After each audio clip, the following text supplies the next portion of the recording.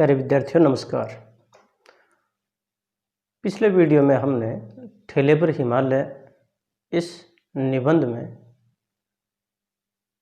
लेखक ने जो कौसानी की यात्रा के बारे में बात बताई कि वो कौसानी की तरफ चले जा रहे हैं। उनके साथी शुक्ल जी और एक मित्र सेन, ये व्यक्ति कौसानी की तरफ रवाना हुए और रास्ते का जो मौसम है, वहाँ के जो दृश्य हैं वो भी काफ़ी सुहावने थे।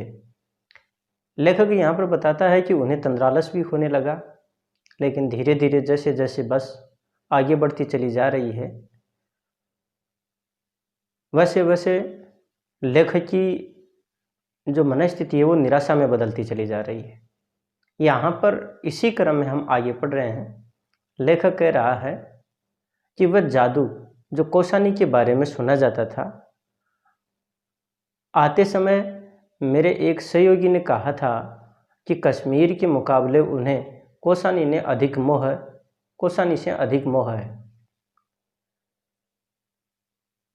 गांधी जी ने यही अनासक्ति योग लिखा था, कहा था कि स्विट्जरलैंड का आभास कौसानी में ही होता है। ये नदी, गाठी, खेत, गांव सुंदर हैं, किंतु इतनी प्रशंसा के योग्य तो नहीं। हम कभी कभी अपना संशय शुक्ल जी से व्यक्त भी करने लगे और ज्यों ज्यों कौसानी नज़दीक आता गया त्यों त्यों अधैर्य, फिर असंतोष और अंत में तो अक्षोभ हमारे चेहरे पर झलक आया। प्यारे विद्यार्थियों, यहाँ पर जो लेखक है वो अपनी मनस्थिति का चित्रण कर रहा है कि जैसे जैसे कौसानी की तरफ हम आगे बढ़ रहे थे, वैसे वैसे हमारे मन में कुछ ऐसे विचार भी आ रहे थे जो कि दुखदायी थे कि जैसा कौसानी के बारे में सुना था वैसा तो यहाँ पर देखने को कुछ भी नहीं मिला। जिस सौंदर्य की चर्चा हमने सुनी थी वैसा सौंदर्य तो देखने को भी नहीं मिल रहा है। लेखक कह रहा है कि उनके एक सहयोगी ने ये बात कही थी कि कश्मीर के मुकाबले में कौसानी है उससे ज़्यादा प्रेम है, अधिक मोह है, लेकिन ऐसी बात भी नहीं है। गांधी जी ने भी यहीं पर अनासक्ति योग लिखा था। उन्होंने भी इस संबंध में ये कहा था कि ये स्विट्जरलैंड का आभास प्रदान करता है। और यहाँ पर एक ये प्रश्न भी बनता है कि स्विट्जरलैंड की उपमा किसे और किसने दी। तो यानी कि कौसानी के लिए स्विट्जरलैंड की बात आई है और ये गांधी जी ने कही थी, और गांधी जी ने यहाँ पर अनासक्ति योग भी लिखा था। ये नदी, गाठी, खेत, गांव सुंदर हैं, किंतु इतने प्रशंसा के योग्य तो नहीं। लेखक बार बार यही सोच रहा है कि कौसानी के बारे में जितना हमने सौंदर्य के बारे में, सुंदरता के बारे में जो सुना था, और वो सौंदर्य हमें यहाँ पर देखने को नहीं मिल रहा है। हम कभी कभी अपना संशय शुक्ल जी से भी व्यक्त करने लगे कि उनके अंतर्मन में बार बार विचार उठने लगे कि जो बातें आप कौसानी के बारे में बता रहे थे ऐसा यहाँ पर कुछ भी देखने को नहीं मिल रहा है। वो बार बार अपनी शंका उनके सामने प्रकट कर रहे थे। उनका जो धैर्य था वह टूट रहा था, उनका असंतोष बढ़ रहा था, उनके अंतर्मन में जो दुख था वह भी अब उनके चेहरे पर झलक आया था। आगे यहाँ पर इसी क्रम में लेखक कह रहे हैं कि शुक्ल जी की क्या प्रतिक्रिया थी हमारी इन भावनाओं पर, ये स्पष्ट नहीं हो पाया क्योंकि वे बिल्कुल चुप थे। सहसा बस ने एक बहुत लंबा मोड़ लिया और ढाल पर चढ़ने लगी। यानी कि उनके अंतर्मन का जो दुख है उनके चेहरे पर झलकने लगा। शुक्ल जी यहाँ पर क्या व्यक्त करना चाह रहे थे, उनकी जो भावनाएं थी वो स्पष्ट नहीं हो पा रही थी, और इसका मूल कारण लेखक ने ये बताया कि वो बिल्कुल चुप थे। लेखक आगे कह रहा है कि अचानक बस ने एक लंबा मोड़ लिया और वह सीधी ढाल पर चढ़ने लगी। सोमेश्वर की घाटी के उत्तर में जो ऊंची पर्वतमाला है उस पर बिल्कुल शिखर पर कौसानी बसा हुआ है। यहाँ पर लेखक कह रहा है कौसानी से दूसरी ओर फिर ढाल शुरू हो जाती है। कौसानी के अड्डे पर जाकर बस रुकी। छोटा सा बिल्कुल उजड़ा सा गांव और बर्फ का तो कहीं नाम निशान नहीं। बिल्कुल ठगे गए हम लोग। कितना खिन्न था मैं, अनखाते हुए बस से उतरा कि जहाँ था वहीं पत्थर की मूर्ति सा स्तब्ध खड़ा रह गया। कितना अपार सौंदर्य बिखरा था सामने की गाठी में। यहाँ पर जो लेखक है वो सोमेश्वर के बारे में बता रहा है कि सोमेश्वर की जो घाटी है उसके उत्तर में ऊंची जो पर्वतमाला है उसके ऊपर कौसानी बसा हुआ है। कौसानी से दूसरी तरफ फिर ढाल शुरू हो जाता है। लेखक कह रहा है कि कौसानी के अड्डे पर जाकर के जैसे ही बस रुकी और वो जो गांव है बिल्कुल छोटा सा उजड़ा हुआ सा गांव है, उस गांव में कहीं भी बर्फ जो है वो नजर नहीं आ रही। और तब हमें ऐसा लगा बिल्कुल ठगे गए हम लोग। यहाँ पर इस पंक्ति को लेकर के प्रश्न बनता है, हमें इस बात का ध्यान भी रखना है कि बिल्कुल ठगे गए हम लोग। प्रस्तुत कथन किसके बारे में और क्यों कहा गया? तो प्रस्तुत जो कथन है वो लेखक ने स्वयं के बारे में कहा, यानी कि स्वगत कथन है उनका। और वो इसलिए कहा क्योंकि जिस सौंदर्य के बारे में उन्होंने सुना था कि कौसानी में ये सौंदर्य है, लेकिन वहाँ पर सौंदर्य का कहीं नाम नहीं था। बर्फ तो देखने को कहीं थी ही नहीं, बर्फ का तो कोई मतलब ही नहीं था। इसलिए यहाँ पर ये बात कही है कि कितना खिन्न था मैं, कितना दुखी था मैं, अन्न खाते हुए न चाहते हुए भी बस से उतरा कि जहाँ था वहीं पत्थर की मूर्ति सा स्तब्ध खड़ा रह गया। अब लेखक यहाँ पर स्तब्ध खड़ा क्यों रह जाता है, उसी बात को वो आगे स्पष्ट कर रहा है कि कितना अपार सौंदर्य बिखरा था सामने की गाठी में। इस कौसानी की पर्वतमाला, आगे कह रहा है कि इस कौसानी की पर्वतमाला ने अपने अंचल में ये जो कल्लूर की रंग बिरंगी घाटी छिपा रखी है। यहाँ लेखक कह रहा है कि इस कौसानी की पर्वतमाला में, इसके आंचल में ये कल्लूर की जो रंग बिरंगी है वो घाटी छिपा रखी है। इसी क्रम में आगे देखिएगा, इसमें किन्नर और यक्ष ही तो वास करते होंगे। 50 मील चौड़ी ये गाठी हरे मखमली कालीनों जैसे खेत, सुंदर गेरों की शिलाएं काटकर बने हुए लाल लाल रास्ते, जिनके किनारे सफ़ेद सफ़ेद पत्थरों की कतार और इधर उधर से आकर आपस में उलझा जाने वाली बेलों की लड़ियों सी सुंदर नदियाँ।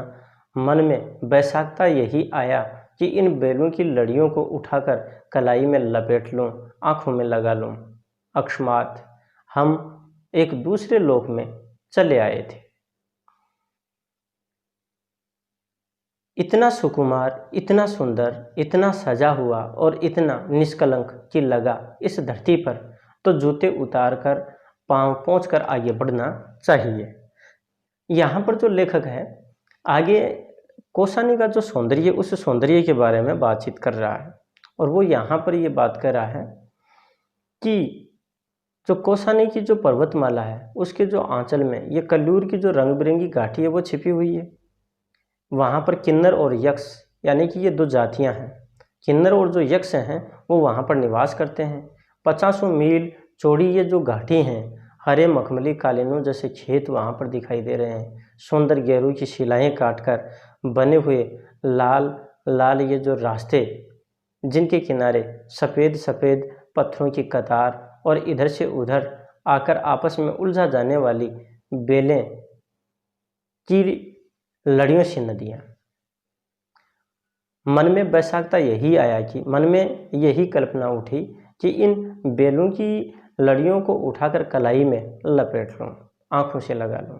यहाँ पर जो लेखक है वो एक तरह से मानवीकरण का सहारा लेते हुए साहित्य की चित्रण कर रहा है।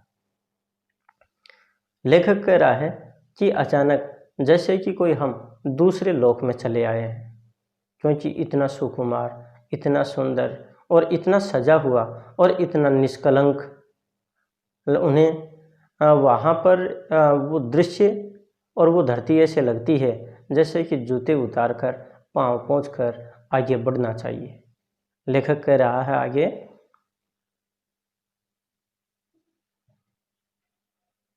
कि धीरे धीरे मेरी निगाहों ने इस घाटी को पार किया और जहाँ ये हरे खेत, और नदियाँ और वन एक क्षितिज के धुंधलेपन में, नीले कोहरे में घुल जाते थे और वहाँ पर छोटे पर्वतों का आभास अनुभव किया। उसके बाद बादल थे और फिर कुछ नहीं। कुछ देर उन बादलों में निगाह भटकती रही। अकस्मात फिर एक हल्का सा विस्मय का धक्का मन को लगा। धीरे धीरे खिसकते हुए बादलों में यह कौन चीज है जो अटल है? यहाँ पर जो लेखक है वही हिमालय के सौंदर्य के बारे में बात कर रहा है। लेखक यहाँ पर कह रहा है कि इतना सुंदर और इतना सुकुमार, इतना सजा हुआ और इतना निष्कलंक लगा इस धरती पर जूते उतारकर पांव पहुँचकर और आगे बढ़ना चाहिए। धीरे धीरे मेरी निगाहों में इस गाठी को पार किया और जहाँ यह हरे खेत, नदियाँ, वन एक क्षितिज के धुंधलेपन में नीले कोहरे में धुल जाते थे और वहाँ पर कुछ छोटे पर्वतों का आभास अनुभव हुआ। उसके बाद बादल थे और फिर कुछ नहीं। कुछ देर उन बादलों में निगाह भटकती रही। अकस्मात फिर एक हल्का सा विस्मय का धक्का मन को लगा, अर्थात उन्हें आश्चर्य हुआ। क्यों हुआ? वो बात यहाँ पर बताई गई है कि इन धीरे धीरे खिसकते हुए बादलों में वो कौन चीज़ है जो अटल है। अब आगे देखते हैं कि ये जो बातें हैं ये किस संदर्भ में लेखक बता रहा है।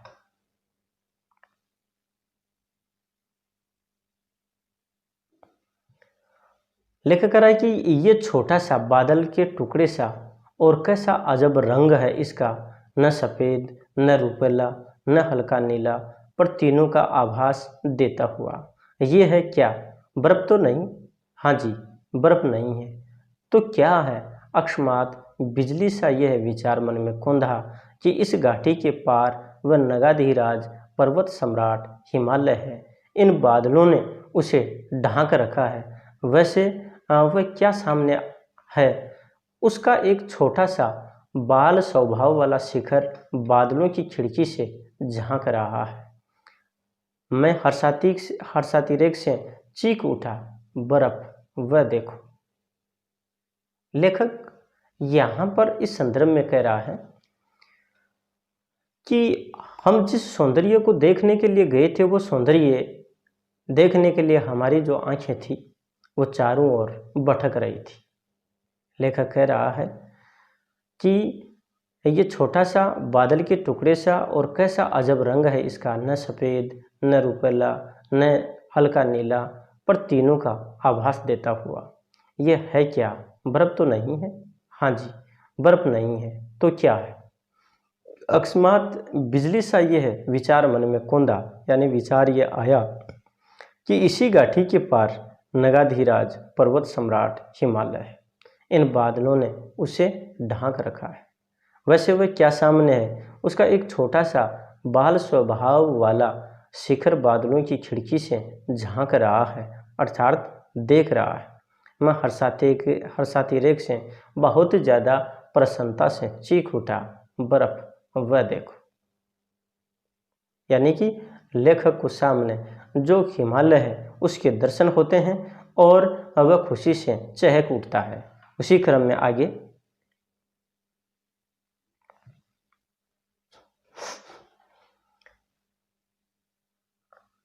शुक्ल जी, सेन सभी ने देखा, पर अकस्मात वह फिर लुप्त हो गया।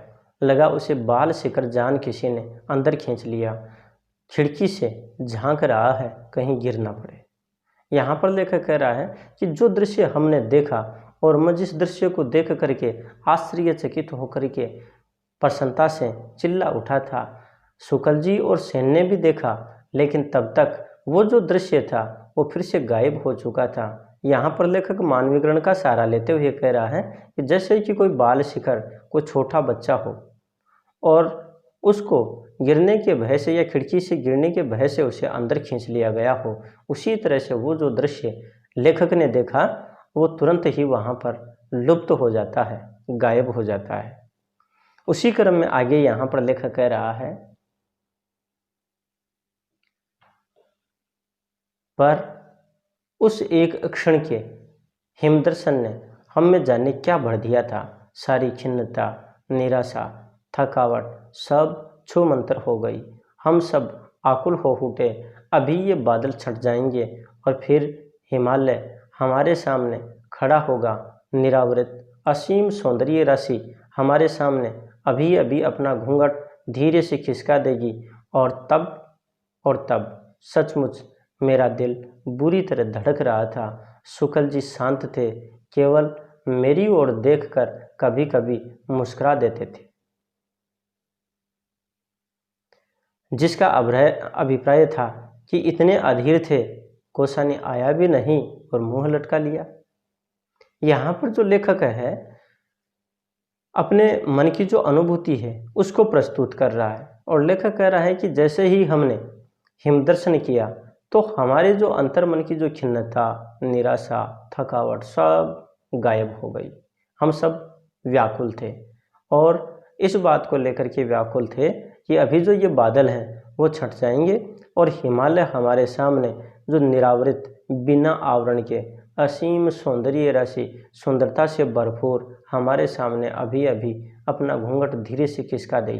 कहने का तात्पर्य यहाँ पर साहित्यिक शैली का प्रयोग किया है लेखक ने कि जो हिमालय पर्वत है उसका सौंदर्य हमारे सामने होगा और उसे हम अपनी आंखों से देख पाएंगे। और तब सचमुच मेरा दिल बुरी तरह धड़क रहा था। अर्थात जो लेखक है उसका जो हृदय है वो धड़क रहा था, उसकी धड़कनें बढ़ती चली जा रही थी। जो शुक्ल जी हैं वो भी शांत थे, केवल लेखक की तरफ देख करके मुस्कुरा देते थे और उनके मुस्कुराने का जो आश्चर्य था या अभिप्राय था वो शायद ये था, आगे देखिएगा, कि इतने अधीर थे, कोसा ने आया भी नहीं और मुंह लटका लिया। कि एक निश्चित बिंदु आया नहीं और उससे पहले ही यानी कि हताश और निराश हो गए, जो कि ठीक बात नहीं थी।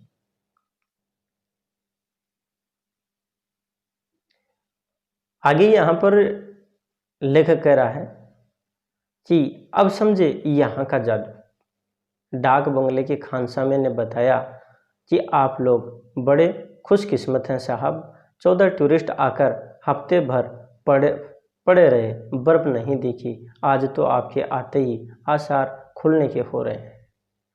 यहाँ पर ये जो एक कथन है कि अब समझे यहाँ का जादू, ऐसे कथन को लेकर के प्रश्न किया जा सकता है। तो प्रस्तुत जो कथन है वो वहाँ पर कोसानी में हिमालय के सौंदर्य के संदर्भ में है और डाकखाने का जो खानसामा है यानी वहाँ का जो नौकर है उसने भी ये बात बताई कि आप लोग बहुत ही भाग्यशाली हैं, क्योंकि आपसे पहले जो 14 जो टूरिस्ट थे, जो पर्यटक थे, वो आकर के यहाँ पर करीब सप्ताह भर यहीं पे रहे, लेकिन उसके बाद भी वो बर्फ़ को नहीं देख पाए। और जैसे ही आज आप आए हैं तो ये एक तरह से बादलों के छंटने के आसार हैं। ऐसा लगता है कि आज वास्तव में ही आप हिमालय के दर्शन कर पाएंगे।